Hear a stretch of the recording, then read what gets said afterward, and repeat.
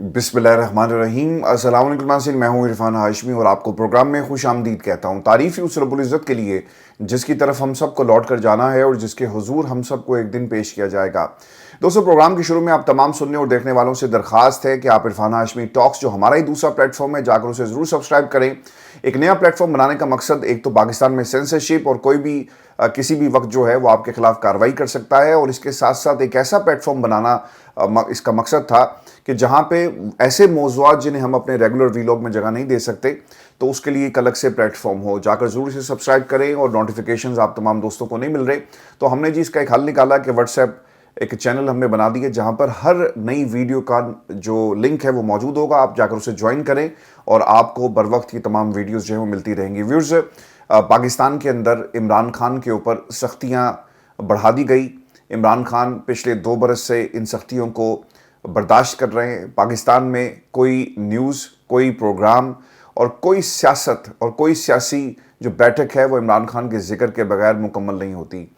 खान साहब के ऊपर पिछले कुछ माह से उनकी बहनों की पाबंदी, मुलाकात की पाबंदी लगा दी गई। अलीमा खान को बिलखसूस जाने की इजाज़त नहीं थी, और कल जो मुलाकात हुई, ये ख्याल किया जा रहा था कि कहीं ना कहीं हुकूमत को डराने के लिए ये जेल के दरवाजे खोले गए, और क्योंकि नवंबर करीब आ रहा है, और ये भी ख्याल किया जा रहा था कि शायद अब लोग जो हैं वो डर जाएंगे। उनको समझ में आ गई कि आप निज़ाम से टक्कर नहीं ले सकते, पाकिस्तान की इस्टेब्लिशमेंट ही असल ताकत है, और वो खामोश हो जाएंगे। लेकिन पहला जो रिएक्शन कल हमने पाकिस्तान की आवाम की तरफ से देखा कि अडयाला के बाहर लोगों की बड़ी तादाद आई, और लोग डर के घरों में नहीं बैठे, इमरान खान की बहनों से ज़ाहिर यकजहती के लिए पहुँचे।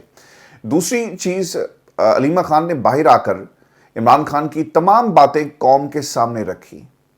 इनका ये ख्याल था कि बहनों के बच्चों को गिरफ्तार करेंगे तो वो डर जाएंगी, वो घर में बैठ जाएंगी। ऐसा नहीं हुआ, वो बाहर निकली और पहले से ज़्यादा शिद्दत के साथ इमरान खान का पैगाम उन्होंने बाहर पहुंचाया। और इमरान खान का पैगाम, जनरल आसिम मुनीर का नाम उन्होंने जितनी दफ़ा लिया वो भी उनके पैगाम में आपको मिलेगा। फिर इनका ये ख्याल था कि इमरान खान की मुलाकातों पर जो पाबंदी थी, शायद उनकी अकल ठिकाने आ जाए, वो खामोश हो जाएं। लेकिन 2 बरसों में इस निज़ाम की अकल ठिकाने आ गई। इमरान खान पीछे हटने के लिए तैयार नहीं है।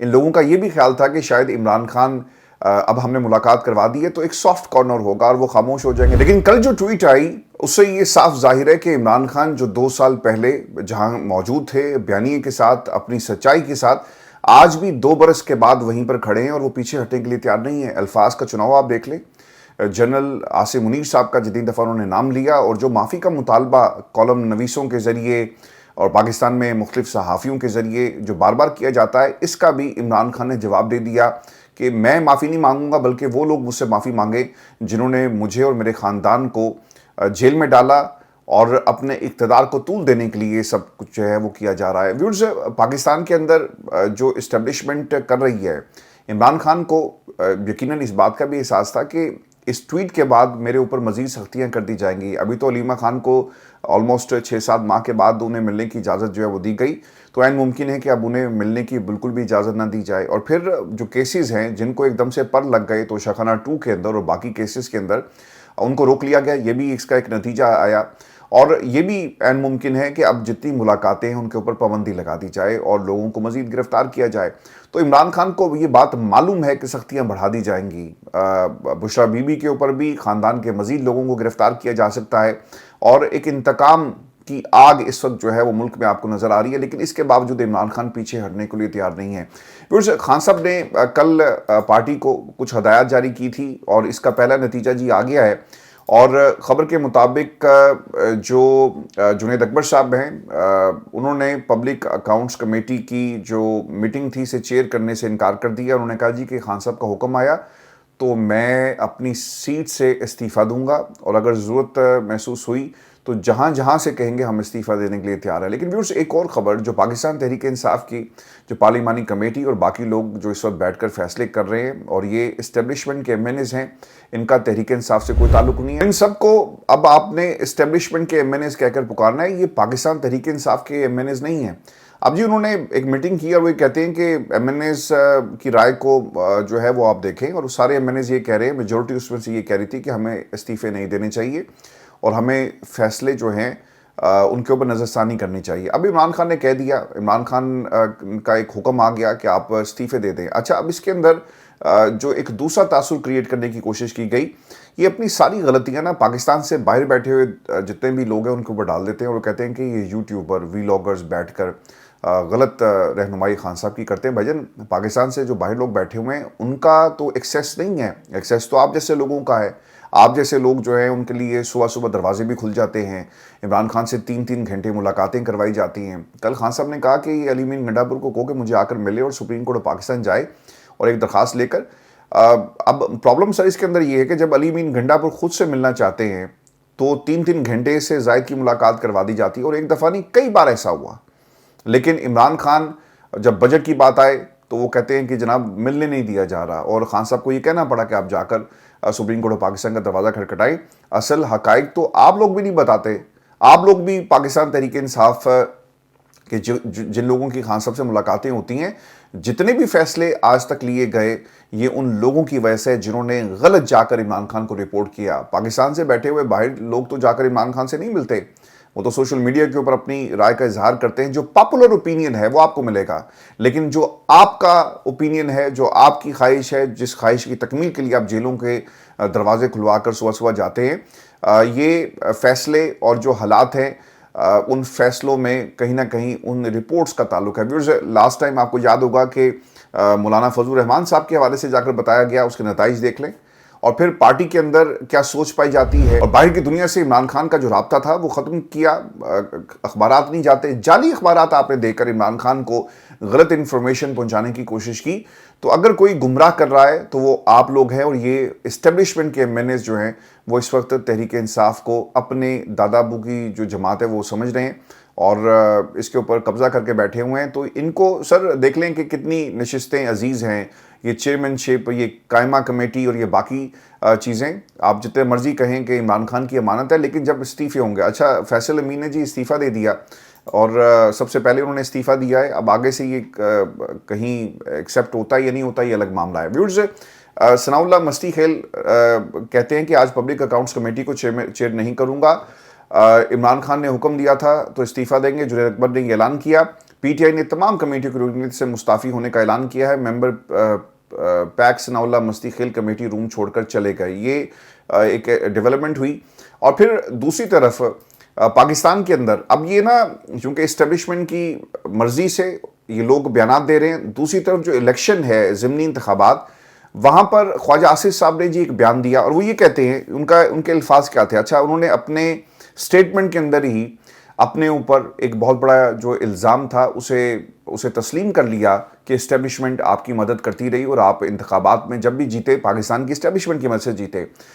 خواجہ آصف صاحب یہ کہتے ہیں کہ جہاں جیت کا یقین وہاں مقابلہ, اور جہاں ہار یقینی وہاں بائیکاٹ کر دیا جائے. یہ عوامی اعتماد سے نہیں بلکہ سرکاری مشینری سے الیکشن جیتنے کے خواہش مند ہیں. خواجہ آصف کا ضمنی الیکشن سے متعلق پی ٹی آئی کے فیصلوں پر تنقید. خواجہ صاحب, بات یہ کہ پچھلے 3 برس سے اس ملک کے اندر حکومت آپ کی اور آپ کے لانے والوں کی ہے. ایک ہائبرڈ نظام جس کے فضائل آپ ہمیں ہر وقت بتاتے ہیں کہ اگر یہ پہلے آ جاتا تو آج پاکستان ترقی کر رہا ہوتا. اس نظام نے آپ کو فیسیلیٹیٹ کیا. الیکشن کمیشن آپ کا, پاکستان میں الیکشن کمیشن کے خلاف اگر کوئی درخواست جائے گی جس عدالت میں جائے گی وہ بھی جو چیف جسٹس ہے وہ آپ کا.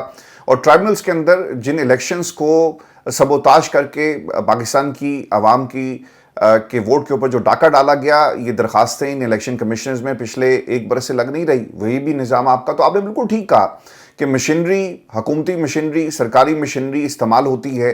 تو یہ پاکستان تحریک انصاف کے لیے بات نہیں ہے, یہ آپ لوگوں کے لیے بات ہے. اور آپ نے یقیناً یہ کہہ کر تسلیم کر لیا کہ حکومت ہماری, جس کی حکومت ہوگی وہ یقیناً الیکشن کو جیتنے کے لیے اس کا سرکاری مشینری کا استعمال کرے گا. پچھلے 2 برس میں 8 فروری سے پہلے اور 8 فروری کے بعد ایک سیٹ اپ کھڑا کیا گیا ہے. اور اس سیٹ اپ کا مقصد کیا تھا کہ ہم نے الیکشن کیسے جیتنا ہے.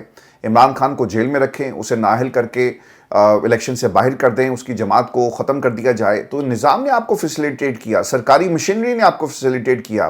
یہاں پر ابھی صرف حکم آتا ہے کہ کسی بھی ایم این اے کو جو ہے سزا ہو گئی تو دوسری طرف الیکشن کمیشن تیار بیٹھا ہوتا ہے اس کو نااہل کرنے کے لیے, اور فوری طور پر ضمنی انتخاب جو ہیں اس کا اعلان کر دیا جاتا ہے. اتنی جلدی خواجہ صاحب کیوں ہے؟ اس لیے کہ آپ اپنی سیٹس کو بڑھانا چاہتے ہیں. اور وہ پاکستان مسلم لیگ نون جو عوام کے سامنے جا کر اپنی کارکردگی کی بنیاد پر الیکشن نہیں جیت سکتی کیونکہ یہ پاپولر نہیں رہے، وہ سرکاری مشینری کا ہی سہارا لیتے ہیں۔ اور اس حکومت کو بنانے والی پاکستان کی اسٹیبلشمنٹ، محمد حنیف صاحب کا یہ کالم، اور محمد حنیف ہمیشہ پاکستان کی اسٹیبلشمنٹ کے ریڈار پر رہتے ہیں، لیکن وہ سچی بات کہنے اور لکھنے سے پیچھے نہیں ہٹ رہے۔ جی ان کا ایک ویلاگ ہے، پنجابی ویلاگ، اور اس میں انہوں نے کچھ باتیں کہی۔ وہ کیا باتیں تھیں؟ پاکستان میں فیلڈ مارشل صاحب کا اپنے ملک کو ایک ڈمپر ٹرک کہنا، اور پھر بھارت کو مرسیڈیز، الفاظ کیا ہیں سنیں، اور پاکستان کی عوام کیا ہے، اور پاکستان کی عوام کہاں سٹینڈ کرتی ہے۔ فیلڈ مارشل سے منسوب پاکستان کو ڈمپر اور بھارت کو مرسیڈیز کہنے کا بیان سنا تو ذہن میں خیال آیا کہ ہو سکتا ہے کہ دشمن کو اپنی غربت سے ڈرانا کوئی جنگی چال ہو۔ ڈمپر ٹرک اور مرسیڈیز سب کچھ آپ کے، ہم 25 کروڑ تو آپ کا قافلہ گزرنے کا انتظار کر رہے ہیں، گزر جائیں تو اپنی پرانی موٹر سائیکل کو کک مار کر کسی منزل پر جانے کے ہم قابل ہو سکیں۔ پاکستان کی عوام جب اشاروں پر کھڑی ہو کر انتظار کرتی ہے تو کیا سوچتی ہے؟ گالیاں نکالتی ہے سر نظام کو، لوگوں کو برا بھلا کہتی ہے، سیاستدانوں کو گالیاں پڑتی ہیں، یہی ہوتا ہے نا۔ اور ہم انتظار کرتے ہیں 10 منٹ 20 منٹ، اور انتظار یہ ہوتا ہے کہ کب ان کا قافلہ گزرے اور ہم اپنی منزل کی طرف جو ہے وہ بڑھ سکیں۔ کسی نے اپنے بچوں کی روزی روٹی کمانی ہے، کسی نے اپنی منزل کی طرف نوکری کے لیے پہنچنا ہے، مگر جب ان کا لشکر گزرتا ہے تو تمام ٹریفک روک دی جاتی ہے۔ اب تو خیر وہ جو صدر صاحب ہیں ان کے قافلے کو رکنا پڑ گیا ٹریفک کی وجہ سے، تو آپ نے ایک پولیس افسر کو فارغ کر دیا۔ تو سر یہ حقیقت ہے اس نظام کی، اور جس خوبصورتی کے ساتھ محمد حنیف صاحب نے ہمیں کہا کہ ہماری موٹر سائیکل، آج کسی دوست نے مجھ سے ایک ویڈیو شیئر کی، اس ویڈیو کو ضرور دیکھیے گا دوستو۔ اس ویڈیو کے اندر جو آپ گاڑی دیکھ رہے ہیں یہ رولز رائس ہے، اور اس گاڑی کے بارے میں بتایا جاتا ہے کہ گورنر کے پی کے کی گاڑی ہے۔ کے پی میں آپ کو گورنر صاحب جو ہے نا اکثر چیختے ہوئے نظر آئیں گے کہ عوام رول گئی، سیلاب کے اندر کوئی ان کو پوچھنے والا نہیں تھا، کہاں ہے علی امین گنڈا پور، کہاں ہے کے پی کی حکومت۔ بھائی جان آپ سارے ایک جیسے ہیں، چاہے علی امین گنڈا پور کی ٹھنڈی گاڑیاں ہوں جو کبھی بھی عمران خان کے لیے اڈیالہ نہیں جاتی، یا پھر آپ جیسے بونے لوگ جنہیں جمہوریت میں عوام کے راستے نظام میں جو ہے وہ شامل نہیں کیا جاتا، بلکہ ہاتھ سے پکڑ کر لگایا جاتا ہے کہ تم نے بیٹا یہاں بیٹھنا ہے، اور آج سے نظام تم ہو، اور پاکستان کی عوام کو ایک غلط پکچر جو ہے وہ پیش کرنی ہے، اور اپنے مخالفین کے اوپر تم نے ہر وقت تنقید کرنی ہے۔ آپ دیکھ لیں کامران ٹیسوری سندھ کے اندر اسے کس لیے بٹھایا گیا، وہ اکثر آپ کو ڈانس کرتا ہوا نظر آئے گا، اور وہ کہے گا کہ تم نے ووٹ ڈالا نکلا نہیں، تو اس میں حیرانگی کس بات کی ہے۔ اس قسم کے بیانات انہوں نے دیے، پھر ان کی تھوڑی سی جو ہے وہ سافٹ ویئر ان کا اپڈیٹ کیا گیا، ان کی ٹیوننگ کی گئی۔ آپ بلوچستان کے حالات دیکھ لیں، وہاں بھی ان کی اپنی حکومت ہے۔ پنجاب کے اندر کیونکہ آپ نے اپنے اتحادیوں کو خوش کرنا تھا تو آپ نے ایک اور گورنر بٹھا دیا۔ پھر ایسے لوگ اس نظام کے اندر سینیٹرز بنا دیے گئے جو صرف اسٹیبلشمنٹ کو سپورٹ کرنے کے لیے لائے گئے، ان کے ماؤتھ پیس کے طور پر۔ سر ان کا جمہوریت سے کوئی تعلق نہیں ہے، تو ان کو گاڑیاں اور ان کو ایک طرح سے پروٹوکول، کیا پاکستان متحمل ہو سکتا ہے؟ جس جاپان میں آپ گئے، سادگی سے آپ لوگوں کو وہاں کی حکومت جو ملتی ہے، ایک طرف 30 لوگ کھڑے ہیں، دوسری طرف 2 یا 3 لوگ آپ کے استقبال کے لیے موجود، وہ بھی سوچتے ہوں گے کہ یار ہمارا سامنا کن لوگوں سے ہے، ہم اگر آج یہاں پر موجود ہیں جس نظام کو یہ دیکھنے کے لیے آئے، ہم نے تو کبھی اس طرح پورا ایک لشکر لے کر کسی ملک میں جا کر ان کا نظام نہیں دیکھا، بلکہ ہم نے اپنے لوگوں کے ساتھ کھڑے ہو کر اور سادگی کو اپنایا۔ اور محمد حنیف صاحب کے بقول جو ہمارے پاس موٹر سائیکل ہے، جب اشاروں پر ان کا لشکر گزرتا ہے نا تو سر ہم اس موٹر سائیکل کو بند کر دیتے ہیں کیونکہ تیل ضائع ہوگا، اور جب تیل ضائع ہوگا تو پھر جو ہماری مہینے کی کیلکولیشن ہے، جو ہمارا حساب کتاب ہے، وہ بجٹ آؤٹ ہو جائے گا۔ تو یہ پاکستان میں لوگوں کی حقیقت ہے۔ آج پاکستان میں ایک اور بھی ایک افسوسناک، میں تو اسے کہوں گا، اور میں پاکستان مسلم لیگ نون یہ جو پیپلز پارٹی ان کے ساتھ کرتی رہی ماضی میں، آج یہ پاکستان تحریک انصاف کے ساتھ یہ کر رہے ہیں۔ ایک جی بیان آیا، اور اس بیان کے اوپر اوبیسلی ایک ریئیکشن ہے سوشل میڈیا پر، اور آنا تھا جواب حکومت کی طرف سے، چونکہ تنقید ہو رہی تھی جاپان کے ٹور کے اوپر۔ تو عظمیٰ جو بخاری ہیں، ایک خاتون وزیر جن کا تعلق پنجاب حکومت سے ہے، وہ ٹی وی پر بیٹھ کر ایک پریس کانفرنس انہوں نے کی، اور اس میں انہوں نے لوگوں کے سوالوں کا جواب دیا۔ اور مریم نواز کے کپڑوں پر جب بات ہوئی تو انہوں نے کہا جی کہ یہ الفاظ کیا تھے، یہ سنیں۔ مریم نواز کے کپڑوں پر بات کرنے والے لوگوں کی امیاں کپڑے پہننا مناسب ہی نہیں سمجھتی۔ یار یہ آپ کون لوگ ہیں؟ آپ لوگوں کی ماؤں بہنوں کو کے لیے یہ الفاظ استعمال کریں گے. آپ لوگوں کی امیاں کپڑے, اس کا کیا مطلب لیا جائے؟ اخلاق سے گرا ہوا یہ آپ نے ایک جملہ کہا. کیا آپ کو اس پر قوم سے معافی مانگنی چاہیے؟ آپ کے مخالفین چاہے کوئی بھی ہوں, لیکن آپ کو یہ الفاظ کا جو آپ نے چناؤ کیا, آپ کہتی ہیں کہ ہماری تربیت ایسی ہے, ہم لوگوں کو جواب دے سکتے ہیں. سر آپ نے جواب تو دے دیا, میڈم آپ نے جواب دے دیا ہے کہ لوگوں کی امیاں کپڑے نہیں پہنتی. اور کیوں آپ نے یہ جواب دیا؟ اور پھر آپ پر جب تنقید ہوتی ہے تو پھر پی کا قانون اور پھر ایف آئی اے اور پھر نہ جانے کون کون سے ادارے جو ہیں وہ حرکت میں آ کر آپ لوگوں کے کہنے پر, اور پھر آپ یہ ماضی میں یہ وہ وزیر ہیں جنہوں نے کہا تھا کہ میری شکایت کا مطلب آپ کو پتہ ہے کہ جب میں شکایت لگاؤں گی تو کیا ہوگا. تو سر یہ ہمارے حکمران ہیں, یہ ان کے کرتوت ہیں.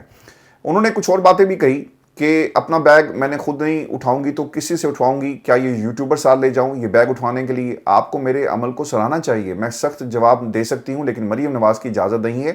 اب آپ بتائیں کہ پی کا ایکٹ ہونا چاہیے یا نہیں ہونا چاہیے. بات یہاں پر یہ ہے, اس سے پہلے بھی یہ لاہور ہائی کورٹ گئی تھی, اس کا جواب کون دے گا کہ لوگوں کی امیاں کپڑے پہننا مناسب نہیں سمجھتی؟ مجھے نا شرم آ رہی ہے بار بار یہ الفاظ دہراتے ہوئے, لیکن اگر کسی کو شرم نہیں آئی تو وہ یہ خاتون وزیر تھی, ان کو اپنے کیے کے اوپر میرا خیال ہے کہ ایک معافی مانگنی چاہیے.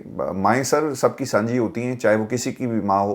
آپ لوگوں کی امیوں کے بارے میں یہ باتیں نہیں کر سکتے, اور خدا کے لیے اس سیاست سے پاکستان کو جو ہے آپ لوگوں کو جس طرح سے لڑا رہے ہیں ہم متحمل نہیں ہو سکتے. ہمارے مسائل ہیں. آپ کو پنجاب کے اندر سیلاب پر بات کرنی چاہیے تھی, کوئی آپ کو بات نظر نہیں آئے گی. 40,000 کا جی ایک فگر ہمیں دیا گیا کہ اس وقت کتنے لوگ جو ہیں وہ متاثر ہوئے.